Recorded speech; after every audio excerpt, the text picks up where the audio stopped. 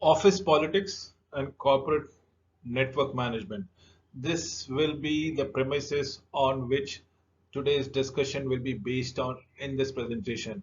So let us understand and try to get intrigued by what exactly is comprising as far as the content of this presentation is concerned. So yes, politics is inevitable, be it in your in any of the environment that you reside in your domestic environment, in a professional environment, in a general environment, you name it, and we got to go around it. And how do we survive the corporate network management that let us proceed with it. So getting things done is the sequential things that comes around it.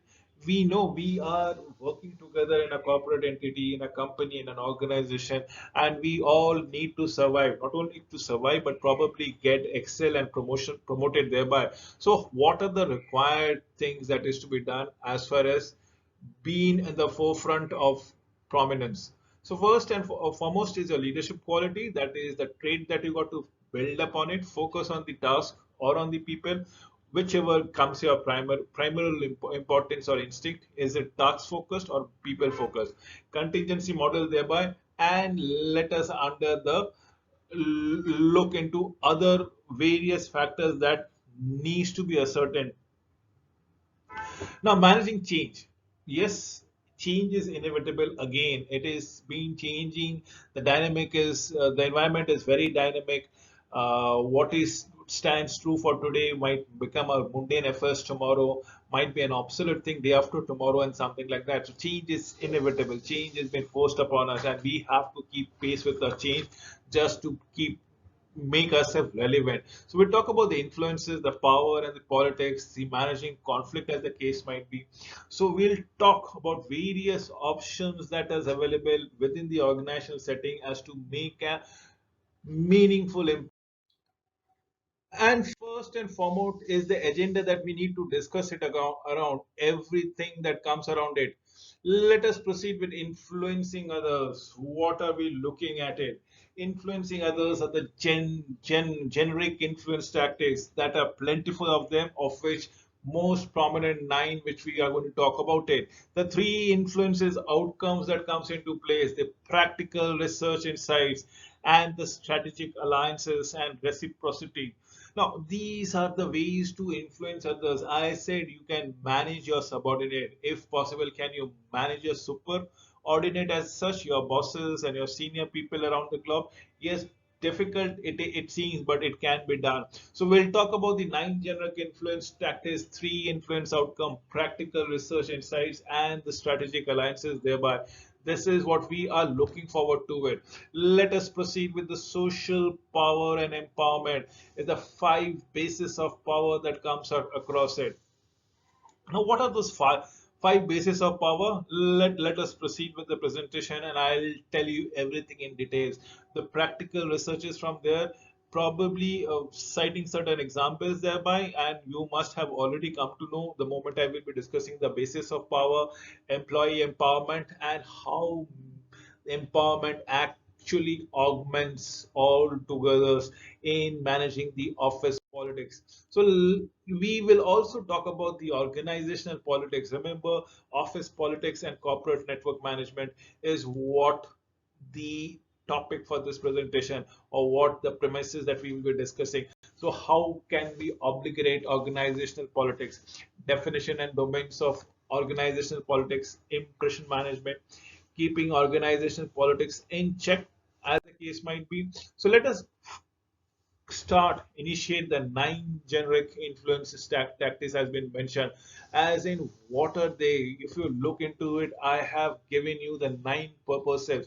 So one is a rational persuasions, trying to convince someone with a reason, with a logic, with a fact, with a figure, something which is very rational.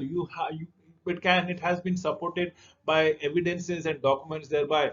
We talk about the inspirational appeals, trying to build enthusiasm by appealing to the others' emotions, ideals, or values, as the case might be. We talk about the consultation, getting others to participate in planning, making decisions, and the changes thereby as to how we come across with it, what is to be done, and how do we go about. That is what is very important. Remember, this is what we are talking about it. We will talk about the consultation, getting other people to participate in the planning process, making decisions and changes thereby. How do we proceed as the passage of time comes around it?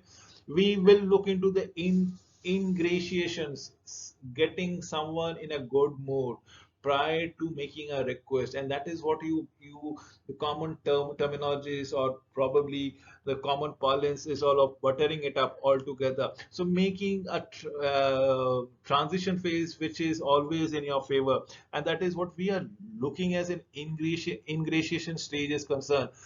We will be talking about the personal appeals, referring to the friendship, loyalty when making a request, as the case might be, as on when on basis that comes around it.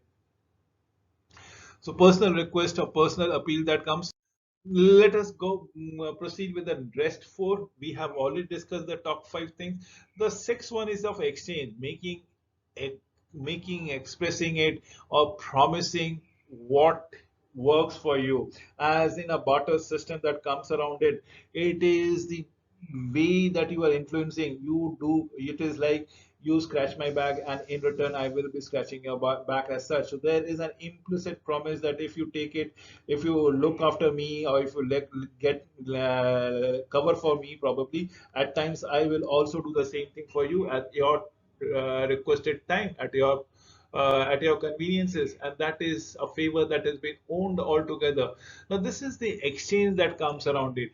Then there is obviously, yes, the coalition tactics, wherein you actually are getting support for your effort and persuading someone else to work in tandem with you in according to your requirement, as the case might be. Is the coalition tactics pressures? Yes, as in office political pressures, there are compliance issues, there are using intimidations, as the case might be, the threats that has been there. We are coming to the legitimizing tactics, being a request on one's authority, probably quoting or putting your seniors' words into your mouth, probably ensuring it that you're getting your things done by getting issuing the orders from your superiors. So it's an organizational rules, the politics, the policies, the expressions, the implied support from the people thereby, and that is what we are looking forward at. These are the nine generic influences tactics that works and works much better at the passage of time, as the case might be. Now we'll talk about the three influences outcome also, because we have already said so. Yes, commitment will gladly do it. People actually go on to do those things. Compliance will grudgingly do it. It is as if we don't want to do it, but just because of the fact that we want to save our skin, or should in a point blank fashion, if I say we have to save our job, it's a compliance issues. We will do it nevertheless, and resistance will refuse in one way or other. We will be aggressively voicing our opinion against the issue, or we will be passive aggressive and stating our stating our opinion known to the general authority and the public. Thereby, we all know what no means. At least most of the time, what does a yes means to you at all? So these are what we need to be taking into consideration with the passage, which we need to understand what is done and what is not accepted. On a sheet of paper, which of these nine influences tactics have you used? Can you jot it down? Probably. And if possible, can you describe it? At the end of the day, this exercises you are doing for yourself. This exercises will divulge intricate details or secrecy or outcomes that has you have encountered. It will notify what works for you and what does not. So take it out. Obviously, yes, as the case might be. We will move to the next particular things, as in social power, ability to get things done. Remember, this is one of the vital things about office politics or organizational network issues, as things comes to work around it. So we have ability to get things done through a human information and material sources, as the case might be, not necessarily a downward, maybe a lateral or an upward. Reciprocity is people should be paid back in the positive and negative act, as the case might be, and that is what we are looking forward, the positive and the negative act with the passage of time.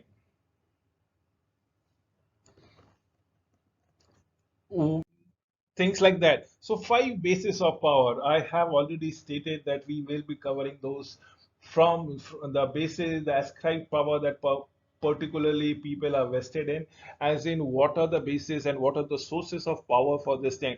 First is a reward power, probably wherein you can incentivize people to work in accordance to your requirement, and that is what is a reward power comes around it. Then is something called coercive power, and this is probably a negative power in which you actually threaten or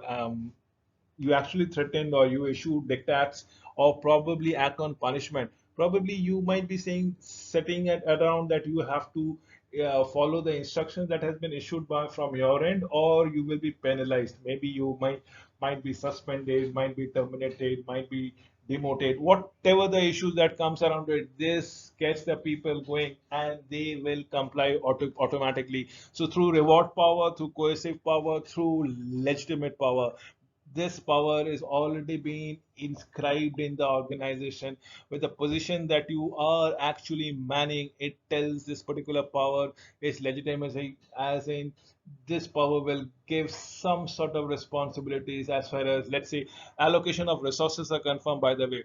Then we have the expert power, is the sharing of the knowledge and information. It is the basic thing that comes around it. And if you look at the picture that tells around, if this gentleman has been going around it, it shows that this person is not at all powerful.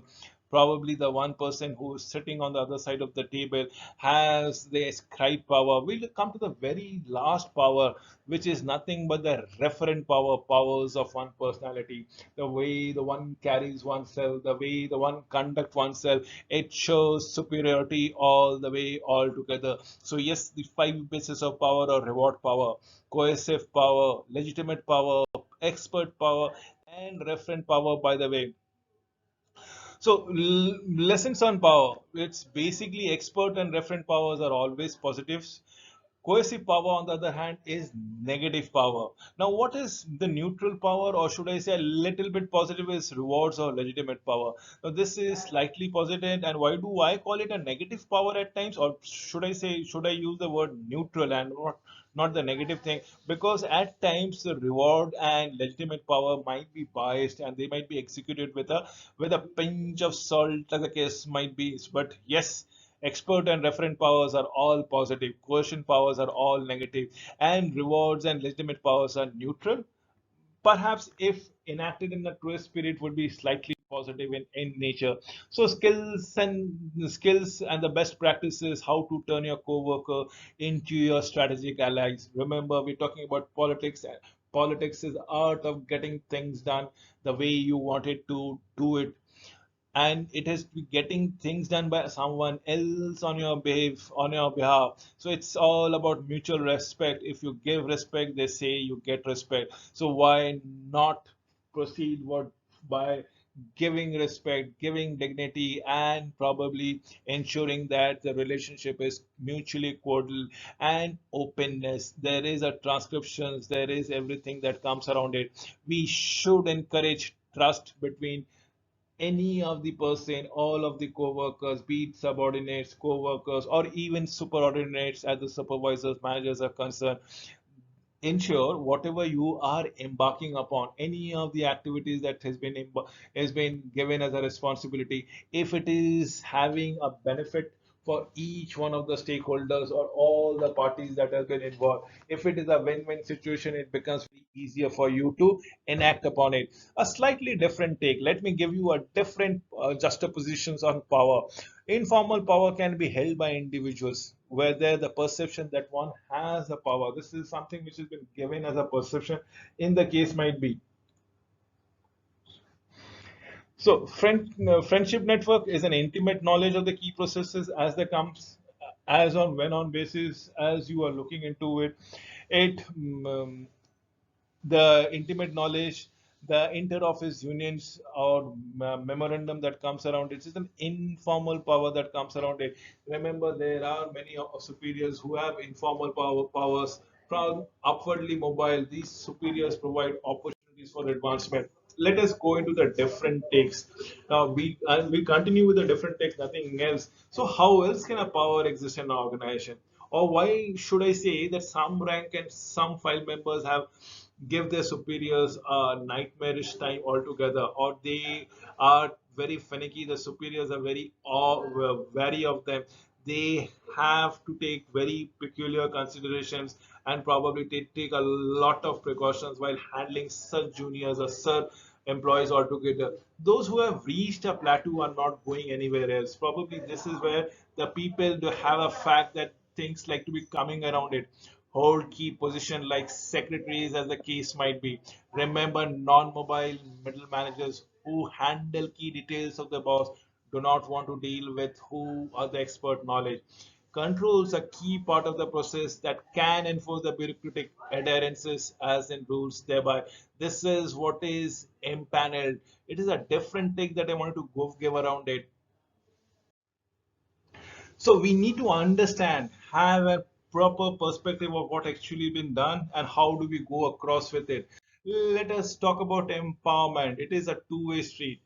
Management must be willing to allow employees to make key decisions. Employee must be receptive to the idea as the case might be. Remember, we cannot have empowerment until and unless there is a sense of trust and respect for each other. You are also in the process having a lot of laxity, a lot of freedom which has been assigned to the employees in terms of resources utilizations, in terms of task accomplishment and things like that. So it's a two-way street, both from the employees and the supervisor alike. They must have that faith on each other so that things works in the right direction, and that is what empowerment will always be along with it. So empower models are all about sharing information, creating autonomy through structures. Let team becomes the hierarchy as on when on basis. Remember, empowerment is no magic, no buzzword, nothing like it. It consists of a few simple steps and a lot of persistence that works around it. You should never discourage, and you should have a faith in the system altogether. Empowerment might not work instantaneously, but give it a time, it has a miraculous effect as on the trust and team building camaraderie is concerned. It's in creating an autonomy throughout the structure, and then let the team decide what the hierarchy should all be all about it. So organizational politics or the office politics that we go around it, the corporate network management is nothing but the impression management, or should I say, how do you conduct a wonderful image, cultivate a proper image of yourself in the office. Yes, organization politics involve intentional acts of influence to enhance or protect the self-interest of an individual or the group per se. As we go around it, we are basically manipulating it in a definitive direction, and that is the reason why we keep on saying it's an intentional act. And why did I use the word called manipulating? Because we set the direction, we set the goals as been decided erstwhile. So political tactics is all about attacking or probably blaming others or putting all the issues on the shoulders of other gentlemen or the lady in concern. Use information as a political tool, as a case might be. Creating a favorable change image or favorable image for yourself altogether, ensuring that whatever you state will be taken as a matter of fact and nobody is going to dispute that thing. So develop a base of support is what we are looking at it. Praising others, ingratiations, as we keep on saying it, appreciating the contribution of the others, even if people are not visibly physically contributing, probably if they're akin with it and have a passive impression or passively they're supporting your intentions or behavior, why not? Please, it is way to ingratiate the other people or all together. Forming coalitions, forming power coalition, and remember, the stronger the allies you are, the better the chances of you winning the situation. Association with influential people actually works wonders for yourself in the thing. And the last but not the least is being creating obligation. It is the obligation that helps you to encash, which you can encash at a later point of time. Remember, you are not only creating obligations, but also every time you've been obligated, you should be returning the favor as on when on time. So impression management is the process by which people attempt to control or manipulate the reaction of others to image to the images of themselves and their ideas, as the case might be. So levels of political action in organization is distinguishing or characteristic, be it cooperative pursuits of general self-interest. We talk about cooperative pursuits and group interest in specific issues. Now we are looking at network levels, we are looking at coalition levels, and we are looking at individual levels. Individuals of having a pursuing a self-interest, self-objective, catering to the self-created fallacies that one wants to ascribe to, be it the good one or the bad one. And based upon your interest, will you form opinions or groups, make collaborations with other members, and that is what the network level is all about. It with you with this is what forms the triggers for your political behavior. Remember, anything which is unclear, anything which is hazy, if the objectives are similarly not very sure about it, it creates a political behavior, weak performance measure. It gives ill-defined decision process. The strong individual or group competition, there's a change. The personalities gets involved. So everything, it's what it goes around it. You need to have a fixed objective. You need to have a fixed performance measure. You need to have concurrent decision making skills as to who is responsible for what kind of position. Any laxity out in this fashion will encourage dichotomy in the situation, and dichotomy is where it breeds contemplations of political behavior. Let me wind up this particular presentation by giving a practical tips how to manage the office politics by say first and foremost is to reduce system uncertainty. Can we have proper things in place, proper metrics in place, and with proper definition that is been there, reduce competition or establish formal resolutions and grievance processes as on when on basis what are there, if things goes wrong, how do you mitigate it, break existing political fiefdoms, as in what are the various political affiliations, viewpoints of an individual, do deal with those things, ensure that everybody is on the same page. In case if people are not putting on that, make an extra effort to bring it in the mainstream, the people's, prevent future fiefdoms, screen out political individuals. In case things are not working around, you should amputate the person from the organizations altogether. Ensure that there only like-minded people are working in the organizations towards your firm, and that will ensure we are coming up at the upper end of the office politics, upper end of the organizational network management, and that is what the end objectives should be all about it. With these thoughts, let me wind up this particular presentation. Thank you for watching this video.